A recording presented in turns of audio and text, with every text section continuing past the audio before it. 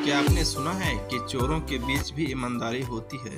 हाँ, यह कहावत बिल्कुल सही है और मैंने भी सुना है। लेकिन ये कहाँ तक सच है, इस कहानी को सुनने के बाद हम लोग जानेंगे। यह कहानी एक 50 साल के अधेड़ उम्र के व्यक्ति की है, जो ताले बनाने में काफ़ी निपुण था और उसका बिजनेस इतना अच्छा था कि उसने 2 स्टाफ भी रखे थे, 2 हेल्पर्स भी रखे थे और बहुत ही ईमानदारी से वह काम करता था। लेकिन उसका एक ही बैड हैबिट था कि उसे एक्सपेंसिव बुक्स पढ़ने का शौक था। इसके लिए वह प्रत्येक साल कहीं न कहीं डालता था या चोरी करता था। क्योंकि वह ताले बनाने में काफ़ी माहिर था, इसलिए वह तिजोरियां साफ करना उसके लिए बाएं हाथ का खेल था।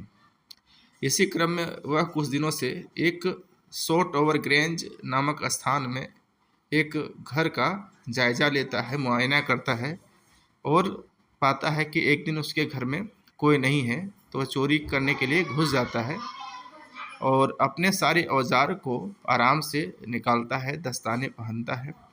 बस उसे हे फीवर नाम की बीमारी थी, जिससे वह थोड़ा परेशान था, बाकी कोई दिक्कत नहीं था। लेकिन ज्यों ही वह सेफ को खोलना प्रारंभ करता है, वैसे ही उसे एक सुंदर महिला दिखाई देती है उसकी ओर आती हुई। वह उसे देख करके काफ़ी घबरा जाता है, लेकिन वह कहती है, घबराओ मत, मैं इस घर की मालकिन हूँ, लेकिन मैं पुलिस को इन्फॉर्म नहीं करूँगी। और वो तो वही चाहता था, जेल जाने से काफ़ी वो डरता था। इसके पहले उसने एक कुत्ते को भी शांत किया था, उसका तरकीब बताया था कि कुत्ते को सही नाम से बुलाओ तो वह बिल्कुल शांत हो जाता है। उसकी मालकिन कहती है कि मेरे हस्बैंड ने कहा था कि सारे गहने बैंक में रखवा देना, लॉकर में, लेकिन मैंने नहीं रखवाए और गलती से मैं चाबी भूल गई हूँ और मुझे आज की पार्टी में इसे पहनना है, इसलिए तुम इसे खोल दो तो मैं तुम्हारी मदद करूँगी। और वह उस पर विश्वास कर लेता है और उस सेफ को खोल देता है और वह वापस अपने घर चले जाता है।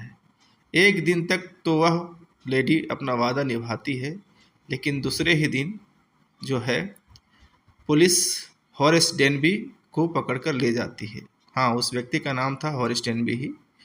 ले जाती है और उसी सेफ की चोरी के इल्ज़ाम में अब जेल में ही वह अपना सपना पूरा कर रहा है और जेल की लाइब्रेरी में अपनी पुस्तकें पढ़ रहा है। और जब भी कोई कहता है कि चोरों के बीच ईमानदारी होती, तो उसे काफ़ी गुस्सा आता और वह उस महिला को याद करता। धन्यवाद।